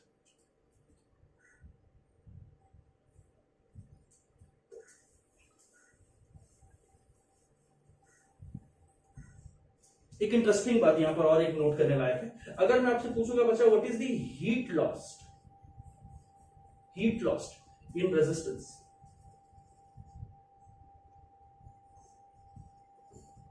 पर unit time, heat lost in resistance per unit time, basically power की बात कर रहा हूं, एनर्जी पर unit time, heat is a form of energy, energy पर यूनिट टाइम यानी कि मैं पावर की बात कर रहा हूं। तो energy lost in resistance per unit time यानी कि बच्चा पावर कितना होगा बच्चा, I square R। What is the value of I बच्चा, B L V0 by R का होल स्क्वायर इंटू R, यानी कि देखो आंसर क्या हुआ, B square L square V0 square upon R। This is the heat lost per unit time, यानी कि power, basically power lost in resistance. देख power lost in resistance और power delivered by external force, ये दोनों same आया, यानी कि जो पावर वर्क डन पर यूनिट टाइम, जो एनर्जी बेसिकली आपका एक्सटर्नल फोर्स दे रहा है, वही एनर्जी किसमें जाकर के खर्चा हो रही है, रेजिस्टेंस में जाकर के लॉस हो रही है। अभी जो बोलने वाला उसको समझना है। मैंने क्या बोला, इस रॉड को मूव करवाने के लिए विद अ यूनिफॉर्म स्पीड क्या चाहिए, एक एक्सटर्नल फोर्स चाहिए। बहुत अच्छी बात, बिना एक्सटर्नल फोर्स के यूनिफॉर्म स्पीड से मूव कराना पॉसिबल नहीं है, ठीक है। लेकिन मैंने देखा जो भी एनर्जी ये F एक्सटर्नल प्रोवाइड कर रहा है पर यूनिट टाइम, वो सारा का सारा तो लॉस्ट हो जा रहा है हीट के फॉर्म में। सवाल ये उठता है कि सर जरूरत ही क्या है, जब इसका वर्क डन या फिर इसकी जो एनर्जी है इसकी जरूरत ही नहीं है, वो सारा का सारा किसके फॉर्म में लॉस्ट हो रहा है, इन the form of heat. System को उसकी एनर्जी का रिक्वायरमेंट नहीं, जो भी इसने वर्क किया वो सारा किसमें लॉस हो गया, हीट के फॉर्म में। तो सर जरूरत क्या है इस सिस्टम में, इसको यूनिफॉर्म स्पीड से मूव कराने के लिए, इस ऑपोजिंग फोर्स के लिए, ये सब चीज क्या है, प्रॉब्लम क्या है। तो यहां पर एक बात को समझो, एक टर्म यहां से डिफाइन होकर आएगा, F एक्सटर्नल उसी तरह से जरूरी है इसको यूनिफॉर्म स्पीड से मूव कराने के लिए जिस तरह से हमें चलने के लिए फ्रिक्शन की आवश्यकता है। Friction is necessary to walk, लेकिन क्या फ्रिक्शन का वर्क डन होता है, नहीं। लेकिन बिना फ्रिक्शन के चलना पॉसिबल नहीं है। सेम चीज यहां पर है, F एक्सटर्नल ने जितना पावर डिलीवर किया वो सारा का सारा पावर सिस्टम ने अपने पास नहीं रखा, सारा का सारा पावर किसने लॉस्ट किया, lost in the form of heat. वो सारा का सारा एनर्जी जो इसने दिया वो हीट के फॉर्म में जाकर के लॉस हो गया, यानी कि इसका एनर्जी सिस्टम ने खर्च नहीं किया। दूसरा, मैं इसको एक अलग नजरिए से भी दिखा सकता हूं। मान लो कि वर्क एनर्जी थ्योरम से व्हाट कैन आई से is work done by conservative force plus work done by non-conservative force plus work done by external force is equals to what, change in kinetic energy। Is there a conservative force? No. तो work done by conservative force 0 हो गया. Is there a change in kinetic energy? No. Change in kinetic energy 0 हो गया. What is work done by non-conservative force बच्चा? तो work done by non-conservative force समझना. यहां पर कौन है non-conservative force? Magnetic field.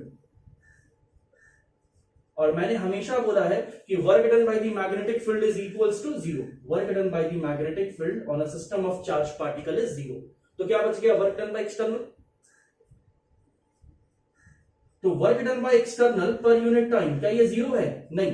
ये जो वर्क डन बाय एक्सटर्नल पर यूनिट टाइम है, यानी कि 1 सेकेंड में जितना भी वर्क कर रहा है, it is lost in the form of heat.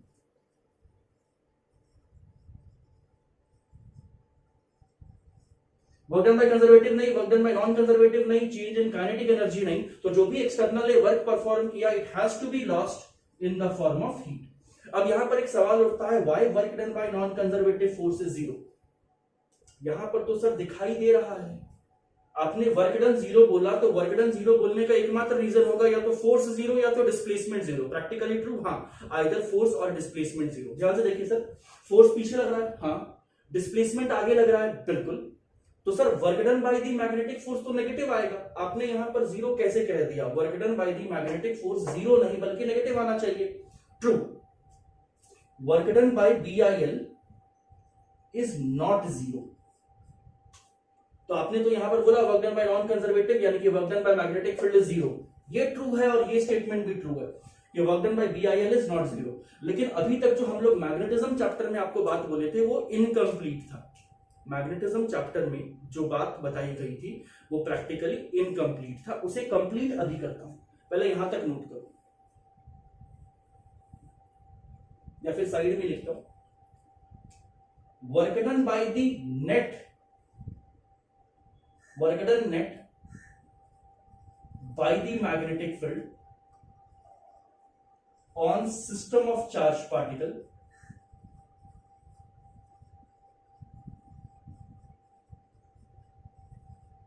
is equals to 0. Work done net by the magnetic field on the system of charged particle is 0. Basically क्या हो रहा है, इसको एक्सप्लेन करने के लिए मैं एक और एग्जांपल लूंगा, तब एक्सप्लेन करता हूं. रुक जाओ, यहां पर पहले मोशनल ईएमएफ का भी पार्ट में थोड़ा सा एक्सप्लेन कर दूंगा, तब समझाऊंगा. यहां पर मैग्नेटिक फील्ड सिर्फ ये करंट, ये BIL जनरेट करने के लिए रिस्पॉन्सिबल नहीं है.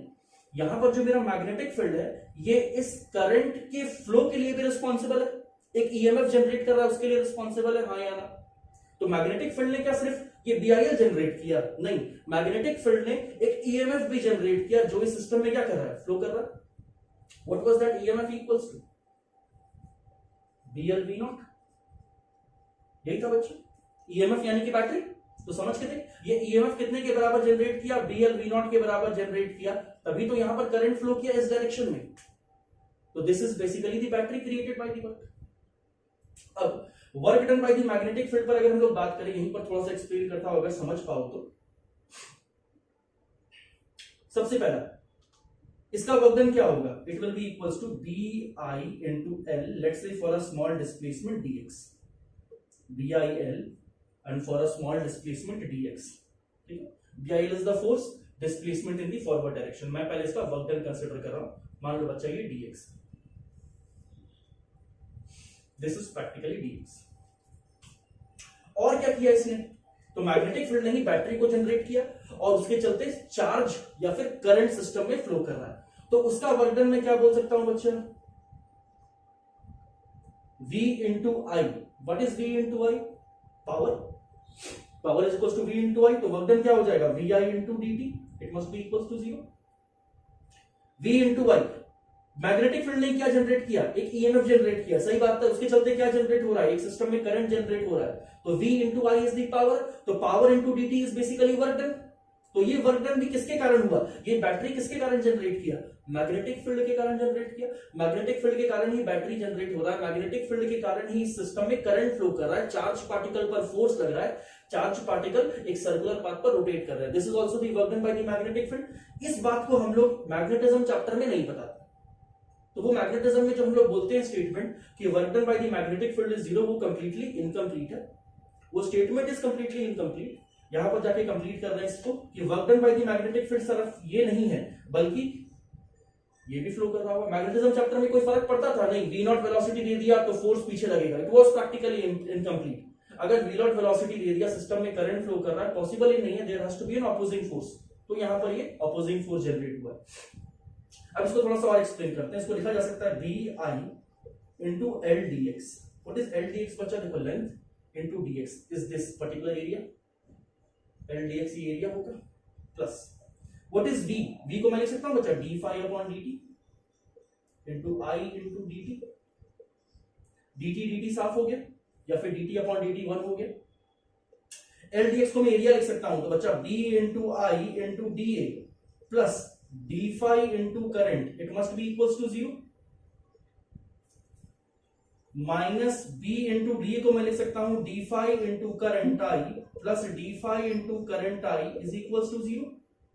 वेरीफाई कर दिया कि work done by the magnetic field on the system of charge particle 0 होगा। हाँ, तो मैग्नेटिक फील्ड ने क्या क्या वर्क किया? एक तो इस पर एक ऑपोजिंग फोर्स लगाया, इसका इंडिपेंडेंटली वर्क डन 0 है क्या? नहीं, इसका वर्क डन नेगेटिव है, ट्रू लिखा मैंने। लेकिन इसके अलावा वो भी वर्क डन है जो सिस्टम ने क्या किया? बैटरी क्रिएट करने में लगाया। मोशनल ईएमएफ में और इसको अच्छे से एक्सप्लेन कर सकते हैं। तो ये बैटरी जो सिस्टम में जनरेट हुआ, जिसके कारण ये करंट फ्लो कर रहा है सिस्टम में, ये भी किसके कारण है? मैग्नेटिक फील्ड के कारण ही है। तो मैग्नेटिक फील्ड ने इस सिस्टम ऑफ चार्ज पार्टिकल पर ये भी वर्क किया, तो total work done by the magnetic field is 0। ये इसका हम लोग वर्क डन कैसे लिखेंगे? तो वर्क डन हम लोग लिख सकते हैं, अगर कोई ईएमएफ जनरेट कर रहा है सिस्टम में, ईएमएफ जनरेट कर रहा है अगर कोई सिस्टम में, तो पावर कितना होगा बच्चा? तो power will be equals to V into I, और पावर क्या होता है? D W by D T. तो छोटा सा वर्क डन क्या हो जाएगा बच्चा? ये हो जाएगा V I into D t. Can I write this? बिल्कुल एक्सप्रेस कर सकते। तो यहां पर बच्चा B I into L D x को मैंने डी ए लिख दिया, डी डी ए को मैंने डी फाई लिख दिया, तो ये डी फाई कैंसिल हो गया, आंसर 0 हो गया। इसलिए मैं डायरेक्टली कह सकता हूं कि work done by non conservative force क्या हो गया? 0। चलो एक छोटा सा क्वेश्चन लेते हैं, जितना अगर समझाया आप लोगों को समझ में आया या नहीं। समझ में आता है पहली बात कि मैंने जो वेलोसिटी वी नॉट दी वो खत्म नहीं हो रही है, यानी कि there has to be an external force. जो भी एक्सटर्नल ने वर्क किया वो सारा किसके फॉर्म में लॉस हो गया? हीट के फॉर्म में। तो ये क्यों जरूरी है? ये सिर्फ मैग्नेटिक फोर्स की एनर्जी को हीट एनर्जी में ट्रांसफर कर रहा है। मैकेनिकल एनर्जी को किसमें ट्रांसमिट करने के लिए हेल्प कर रहा है? इलेक्ट्रिकल एनर्जी में ट्रांसमिट करने के लिए हेल्प कर रहा है। बिना इसके ये चीज पॉसिबल नहीं है।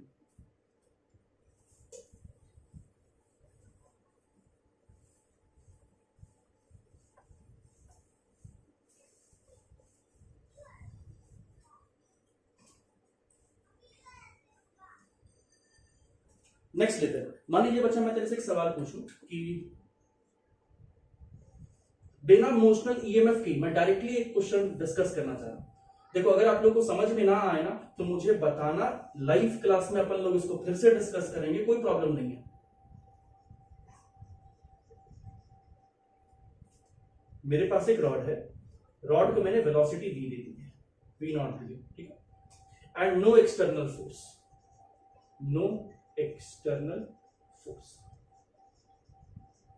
अपन तेरे से बहुत ज्यादा डिस्कशन नहीं करने वाले हैं इसमें, लेकिन अगर जो मैंने बोला उसको एक बार दोबारा सुनना और फिर इस क्वेश्चन को अटेम्प्ट करेंगे अपन लोग। मैंने एक वेलोसिटी वी नॉट दी है, this is the magnetic field का डायरेक्शन। सिंपल एनालिसिस करने वाले हैं। जब ये वेलोसिटी वी नॉट से बच्चा आगे बढ़ेगा, इज इट पॉसिबल कि वी नॉट से कंटिन्यूअसली आगे बढ़ पाए? नहीं, लेंस लॉ को वायलेट कर देगा। हाँ या ना? लेंस ने बोला था कि ये कंजर्वेशन ऑफ एनर्जी प्रिंसिपल को ही वायलेट कर देगा। अगर मैं वी नॉट वेलोसिटी से मूव करवाना चाहूं और ये वी नॉट से मूव करता रहे और सिस्टम में फ्लक्स चेंज करता रहे और फ्लक्स के कारण करंट डेवलप हो जाए बिना किसी वर्क डन के, that is practically not possible.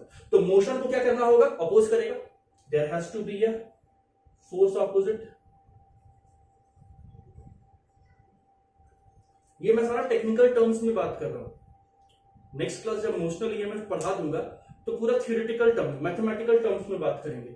अभी सिर्फ सोचने के लिए बोल रहा हूं, ऐसा डेवलप करना स्टार्ट करो। तो वी नॉट वेलोसिटी से मूव कर रहा है, बिना वर्क डन के करंट डेवलप होने लग जाए, पॉसिबल नहीं है, there has to be an opposing force लगा दिया। अब ये ऑपोजिंग फोर्स क्या करेगा? कोई एक्सटर्नल फोर्स नहीं है तो इसकी वेलोसिटी को डिक्रीज करेगा। हाँ सर बिल्कुल, इसकी वेलोसिटी को जाने के बाद डिक्रीज करने वाला है। आपसे क्वेश्चन पूछ रहा है total heat loss total heat lost in resistance. Total heat lost in the resistance. कितना होगा हीट लॉस? टोटल का मतलब अब समझो इस चीज को, ये ऑपोजिंग फोर्स है, कोई एक्सटर्नल फोर्स नहीं है, यानी कि इसकी वेलोसिटी डिक्रीज करेगी। हाँ सर, कब तक डिक्रीज करेगी? जब तक इसकी वेलोसिटी जीरो ना हो जाए। जब तक इसकी वेलोसिटी जीरो ना हो जाए। इसकी वेलोसिटी क्या हो गई है? जीरो हो गई है। इस रॉड की वेलोसिटी जीरो हो गई है, यानी कि मेरी कितनी मैकेनिकल एनर्जी घटी?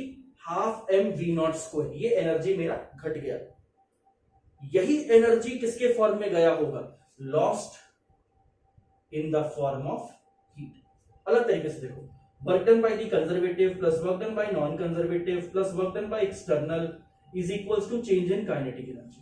वर्क डन बाय कंजर्वेटिव है नहीं सिस्टम में, नॉन कंजर्वेटिव का वर्क डन जीरो, अभी तुरंत मैंने एक्सप्लेन किया, एक्सटर्नल फोर्स है नहीं, लेकिन there is a change in kinetic energy, half m v square.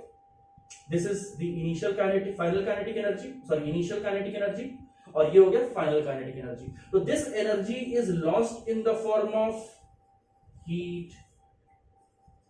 कहां गई ये kinetic energy? It is lost in the form of heat.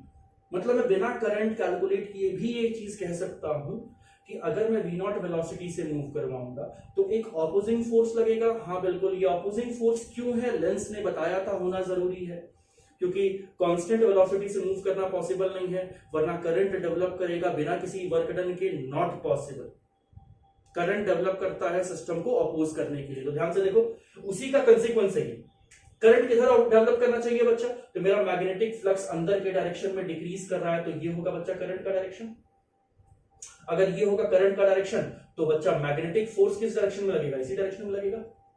ऐसे भी कह सकते हैं, या तो मैग्नेटिक फोर्स इस डायरेक्शन में लगना चाहिए, इट इज नेसेसरी.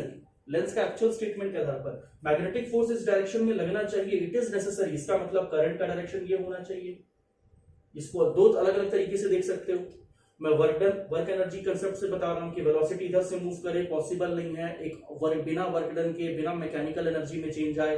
आप इलेक्ट्रिकल एनर्जी चाहते हो, पॉसिबल नहीं है. फोर्स अपोजिट लगना पड़ेगा, वर्क डन करना पड़ेगा, ठीक है, या तो मैकेनिकल एनर्जी में चेंज आना पड़ेगा.